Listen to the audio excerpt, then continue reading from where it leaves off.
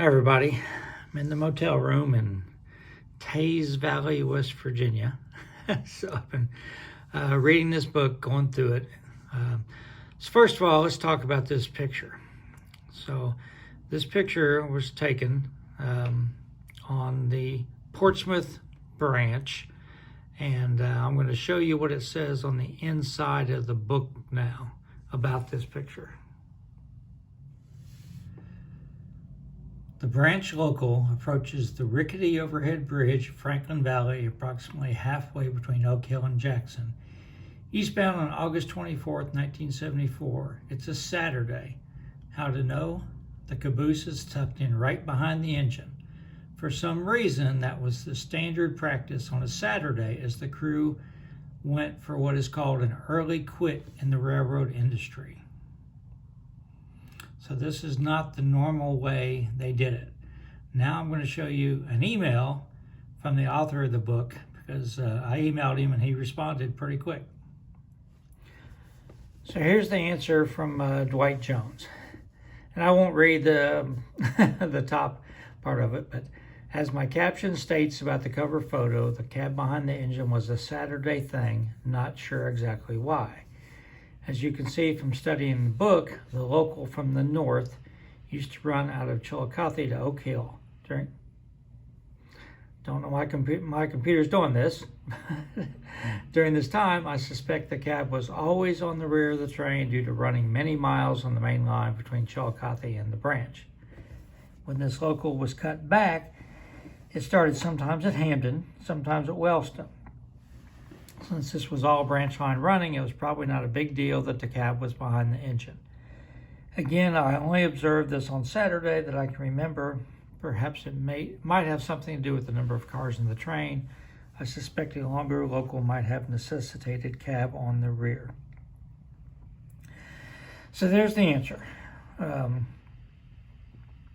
It is raining here and I'm on Wi-Fi, so I don't know why my computer's doing this blinking on and off. It's on a sort of regular basis.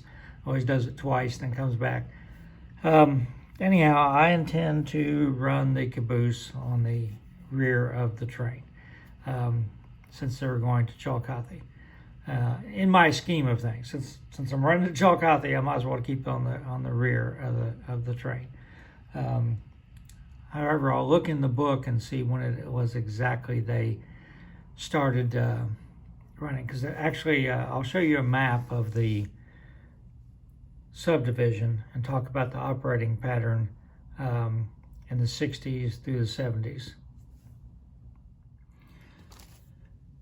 Okay, this is a map. I don't have it printed out, or I could, I'm just looking at the print preview on my computer.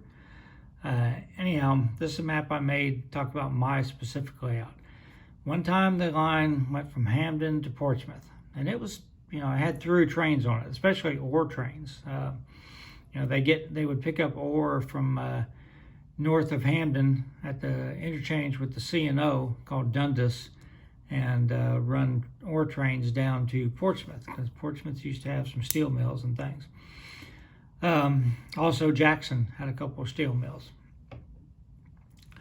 So in 1966, there was a daily turn that went from Chillicothe to Portsmouth and back. I left Chillicothe at 2 o'clock in the afternoon and arrived back in Chillicothe at 11 o'clock at night was the schedule. Also, out of that, there's a switcher, what they call a switcher, that went from Portsmouth north to Jackson, switching industries along the way. And another one went from Chillicothe to Oak Hill, switching industries along the way. I mean, both of those returned back to their home. It was like a daily turn. So pretty interesting stuff. Now, when they abandoned the line into Portsmouth, basically they built a connection for the B&O up to the C&O Northern Subdivision.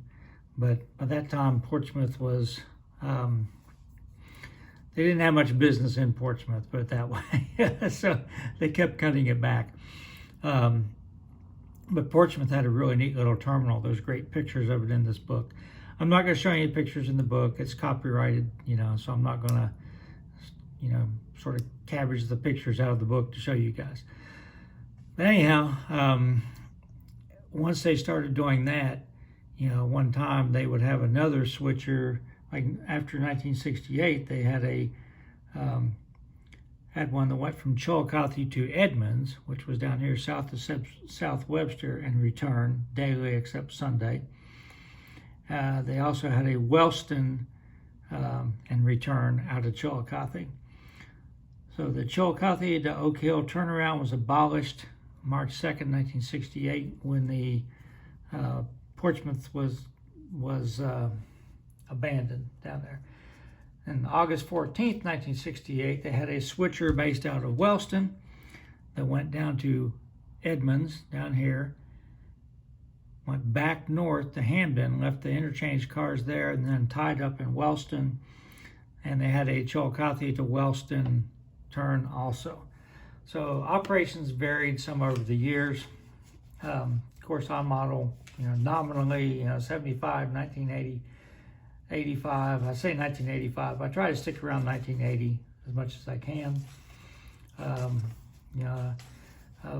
Hedge a little bit on that, but for the most part, that's where I'm trying to stick around.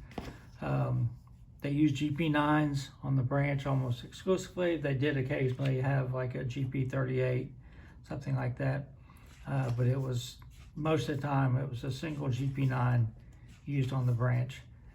And in almost all the pictures I've seen, the caboose is behind the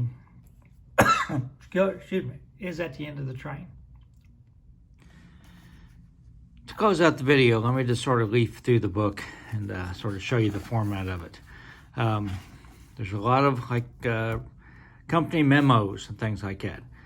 Most of the writing that he does is on captions for the pictures. There's not a lot of, you're not going to sit down and read it, like a novel or something. There's maps, timelines, here's, schedules. So there's a lot of official company documents. He worked with the B&O Railroad Museum and a lot of B&O historians. This is a map of the really cool terminal they had in Portsmouth, Ohio. If you go to that area now, you can't believe there used to be a railroad terminal there, because it's just very, very, very small area that they had. Now, all the businesses were farther east than that, so they did have quite a bit of business in Portsmouth at one time. Like here's the turntable thing. So, but the line was built from Portsmouth going north. It's actually a broad gauge when it was built.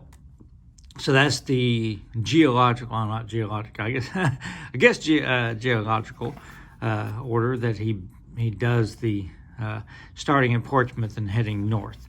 So he's got pictures of all the depots. There's steam pictures in it. There's, again, there's official company documents. So, it's just a wealth of information. Track diagrams. So there's a lot of stuff. Most of the pictures are not taken by professional photographers. There is a color section in the back, but most of the pictures are black and white. It is printed on glossy paper. This is like assigned cabooses that he saw on the Chillicothe branch, and this started in 1965. Then what trains they were used on. So again, tons of information. There's a couple of big derailments there. He talks about the derailments. There was a couple of fan trips that shared on. This is the Black Fork station, which was sort of made famous by Jim Boyd and Railfan. I think it's Railfan and Railroad magazine. I think you really like it if you like this type of stuff. It's really has given me a lot of information. I don't know that it's going to change my plans for modeling, because although it gives me a lot of the operation about the train operations, I like to reproduce the buildings, like the industries. And So there's not a lot of pictures of the industries. It's focused on the railroad itself. So like if I was going to model the brickworks at South Webster that they served, there's no pictures of it in here. You know, so I would have to find those pictures somewhere else. But anyhow, there's a couple of wreck reports. The official Department of Transportation, Federal Railroad Administration for the big wrecks they had. So again, tons of information. You know, this was an RDC trip that they did in 1965. Here's outside of Chillicothe with a switch in the Vosses. More engines. So yeah, last B&O local in 1980, March 31st, 1987. The B&O actually sold the line to the city of Jackson to keep from being abandoned. So he documented the final trip. There's my Cedar Heights clay. You know, so again, without rambling on and on and on, I think, you know, you really enjoy the book. There is some color pictures in it. You know, there's Cedar Heights clay and the covered hoppers. More Portsmouth. Here's the Oak Hill Depot being dismantled, 1985. So that should do it. But again, the main reason I wanted to talk about this was, you know, how I'm going to operate with my cabooses, but it's actually told me a lot more about the line itself.